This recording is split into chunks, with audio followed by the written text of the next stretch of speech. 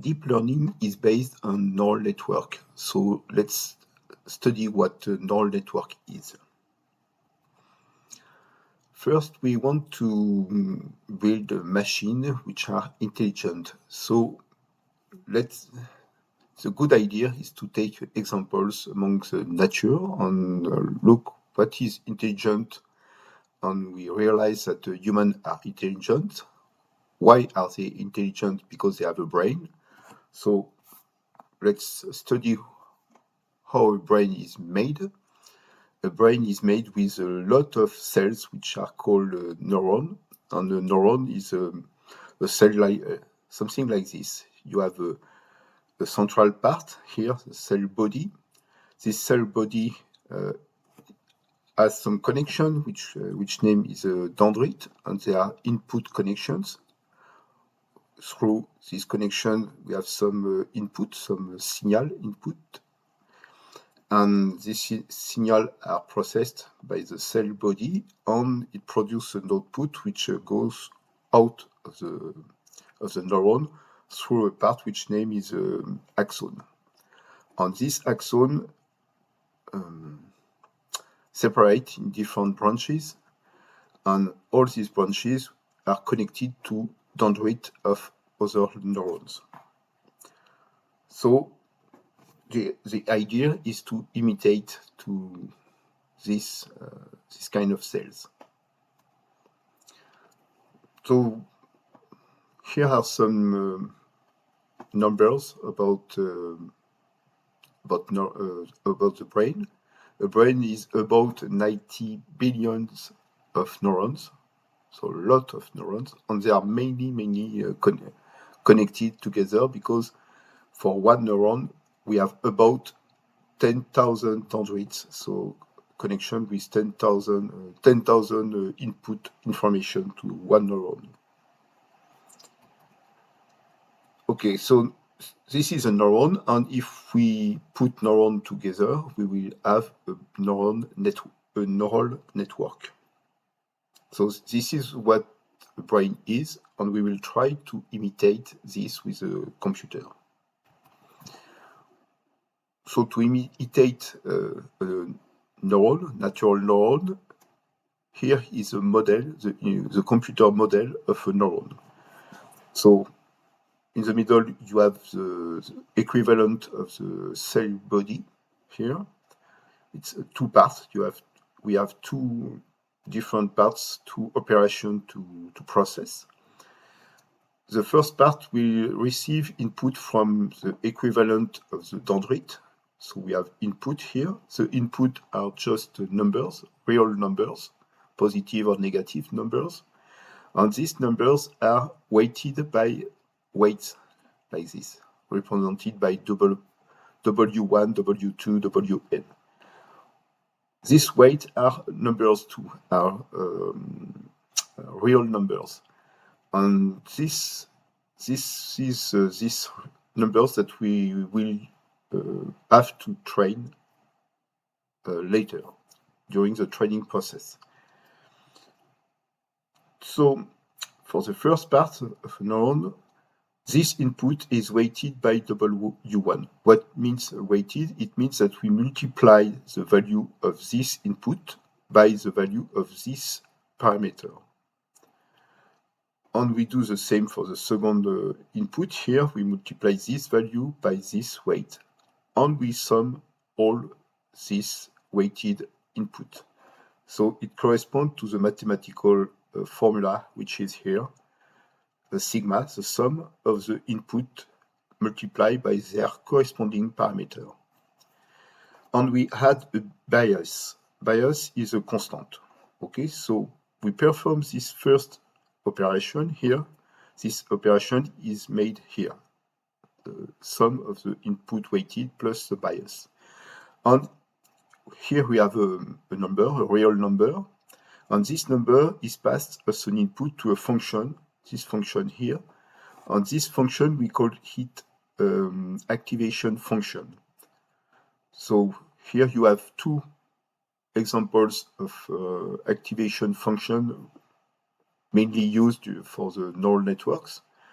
we have the sigmoid and the ReLU. The ReLU is very simple. If the value here is negative, the output of this function is 0. If this value here is positive, the output of this function here is the same value. If it's 1, the output is 1. Simple, very simple.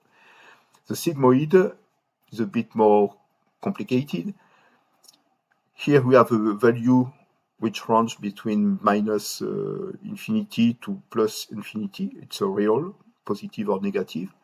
And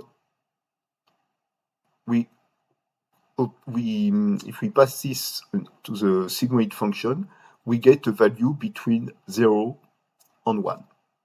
If we pass 0, we get the output of 0.5.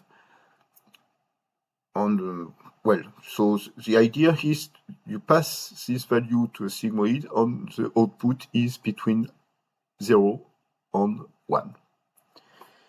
Okay, so this is one neuron. And if we put one neuron with other neuron with different layers like this is one neuron, this is another neuron, and so on. And we put this neuron just like this with what we call layers. So we have here 3 input neurons, this one, and this one, 2 output neurons on the output layer, and 2 here, this one and this one. We have 2 hidden, we call this hidden layer, the layer between the input and the output. So if we pass the value, the input value here, this input value will be distributed to this neuron, to this neuron, and to this neuron. But they are weighted by the weight which is here. So this value is multiplied by this value when it enters, when it is summed on this neuron. Okay? So we call this artificial neural network a fully connected artificial neural network. Why fully connected? Because each neuron is connected to all the previous neurons, and each neuron is connected to each following neurons.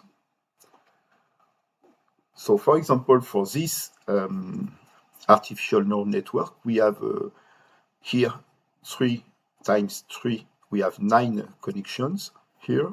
Here we have 3 times 4, we have 12 connections, so 12 parameters.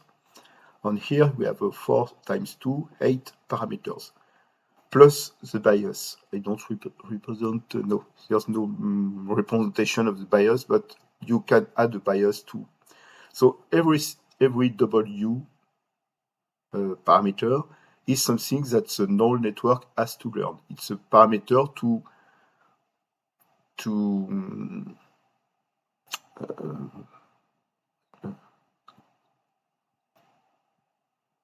be able to compute the output from the input, to have the good value for the output based on the input values.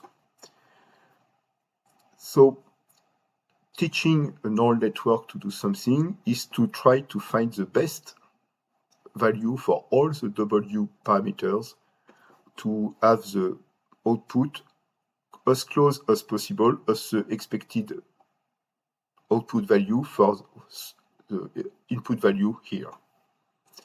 It's just like if you, for a sound engineer, you have this mixing table, mixing desk, and you have a sound of different music instruments like guitar, piano, and so on, and you plus the voice of the singer, and you want to adjust every level of the instrument on the voice of the singer. So you have to use all these buttons to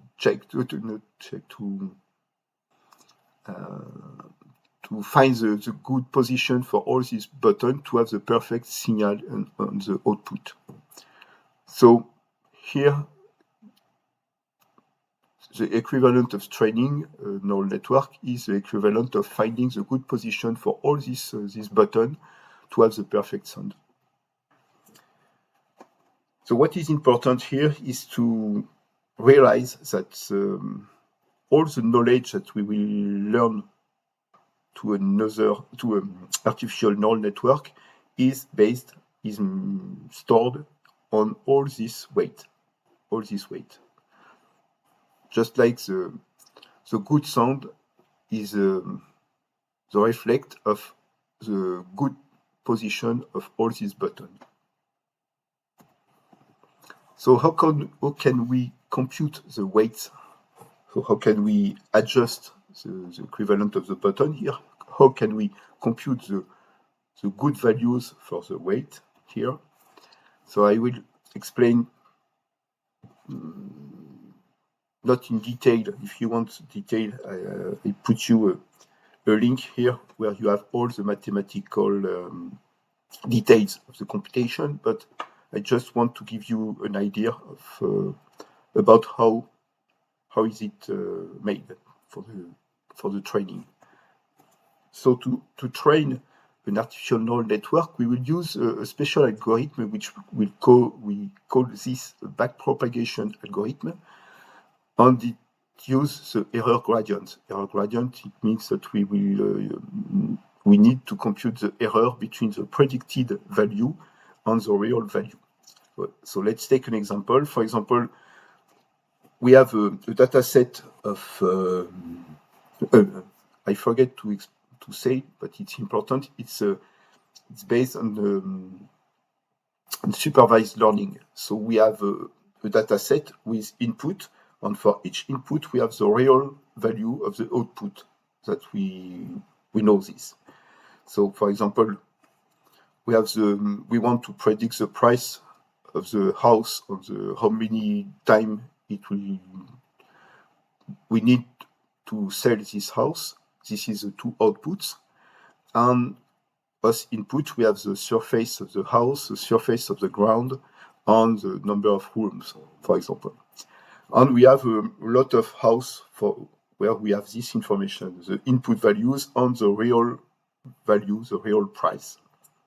So for each sample, we put these values, the E1 value and the E2 value, and we have, for example, we have this value for the weight. At the beginning, the value for the weights are randomly positioned. So we do the computation with this formula, okay? So we compute here, this value for the first output and this value for the second output. But it is a supervised, so we compute the output first. But because it is a supervised learning, we perfectly know for this input what the model should find. We perfectly know the value of O1 and O2. So let's say here that it should have find for O1 0.75 and for O2 0.77. So we are able to compute the error between the predicted value and the real value. So here is an error between both, and here is an error between the predicted value and the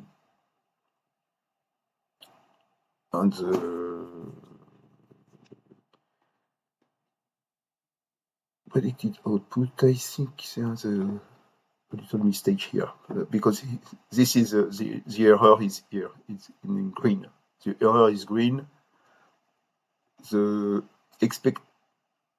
computed value is blue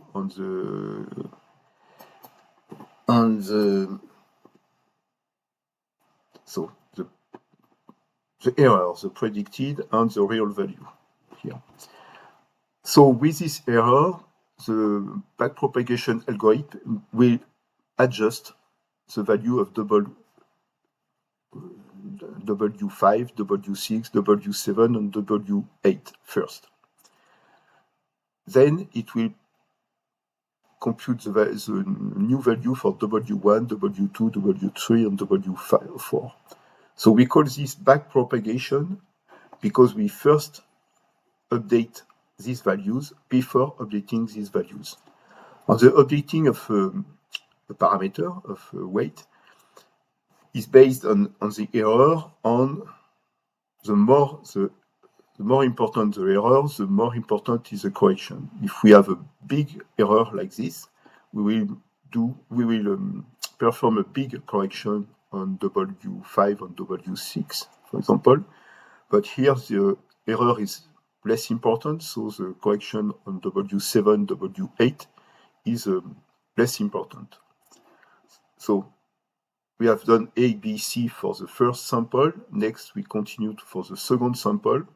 We do a forward propagation, compute the output value. We have the expected value. We compute the error between both. And with this error, with the help of the backpropagation algorithm, we change the value of the weight and we change the value of this weight. And we do this until the modification, the error at the end is lower than a certain threshold. Or we fix a number of time to do this. So if I resume the neural network training, we can say that we have the training data. We send each training data to the neural network. The neural network makes a prediction. We compare this prediction with the target output, with the expected output for this input data. We get an error signal. This error signal, with the help of the backpropagation algorithm, we are able to modify the weight of the neural network, and we pass to another training data, and so on until the model is quite stable. So just to resume what some facts about artificial neural network. Something which is really important is because just like all the machine learning algorithm, you don't have to program it, you just teach it with some examples. So you just have to show different examples of input and the expected output, and do put in the training process a lot of this type of examples. When I say lot, it may be 10,000, 100,000 examples, or maybe sometimes millions of examples. It depends on the complexity of the problem. So training, because we have to train, not program a neural network, but to train. Training consists in computing the right set of weights to correctly predict the output for each input. Correctly predict the output means that the error between the expected value and the real value is very, very small. This means if it is very small, it means that the weights are, the set of weights is the good one. And what is interesting with artificial neural network is its capacity to generalize. It means that we will teach it with maybe 100 of examples, but of course we want the artificial neural network not be good only with to predict the value of the training data, but we want it to be good to predict the future value of the data we will encounter later. Okay, so for the price of house, we want it to be able to predict the price of the house we have in the data set, but we want it to be able to predict the the future price of the house we will get to sell. Okay. So let's talk about a problem that we may encounter with neural network, which name is overfitting.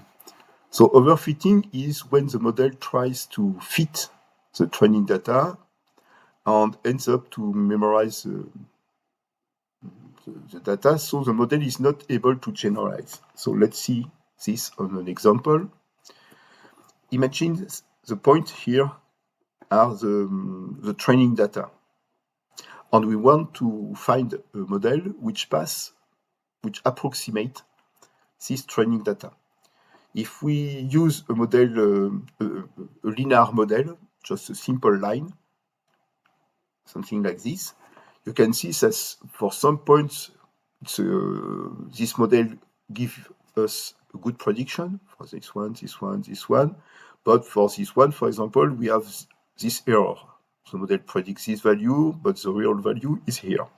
Okay, so this model is not perfect. There's a lot of errors.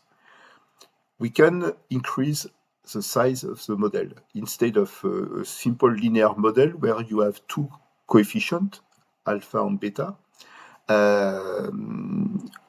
we can use a polynomial with more degrees of freedom. And if we have a very long, very big polynomial with many degrees of freedom, we can, this is a mathematical result, we can find a polynomial which passes exactly by all the points, just like this one, the blue one. So it's perfect because for the training data, there's no errors because the model fits perfectly the training data. But the problem is for the future data, because we want this model to be able to predict the training data, but we want use it for data which are not on the training data, like this one, for example. We want to predict which is the output value for x value of about minus 4.8, for example. If we ask the model which value is predicted for 4.8, it will predict an output value of something like 13, maybe. Or if we look at the data here, the good value should be something here about minus 10, not 13. So because the model fits perfectly the data, it loses its capacity to generalize to other values. So we must avoid the overfitting. So how can we do this? How to avoid overfitting? One of the solutions is to use two data sets. Instead of using all the data that we have in the data set to train, we will split the data set into two parts. The big one, about 80% of the data will be used for the training, but the remaining, the 20% remaining, will be used for the validation. So, for each epoch, an epoch, I remind you, an epoch is when you pass all the training data one time. So at first, we use the 80% of the data for the first epoch to train the neural network, just we have seen before here. We use the 80% to adjust these parameters. Now, after that, we sum all the error between the predicted values and the real values. That we call the loss.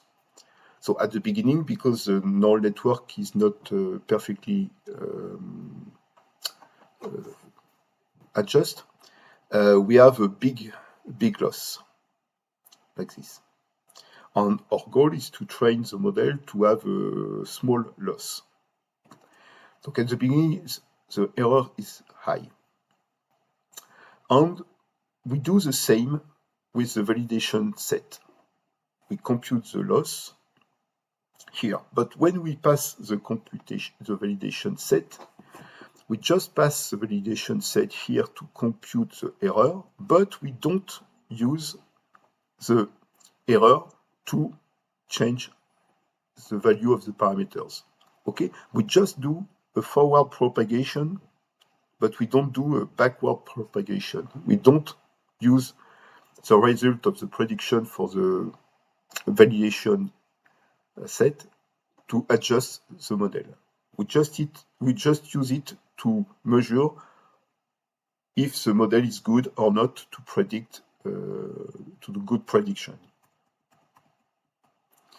Okay, so at the beginning, the error is high too.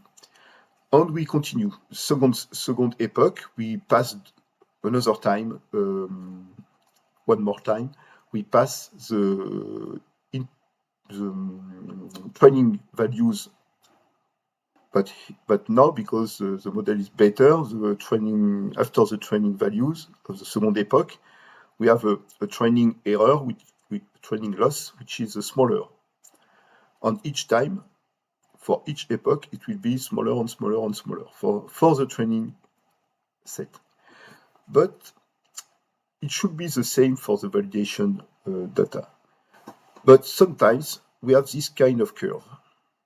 After a certain time, here, after this epoch, instead of continuing to decrease, the validation loss increase. Why do we have this? We have this because it means that the model is trying to memorize the solution. It doesn't learn to approximate the point. It tries to learn the value corresponding to each input.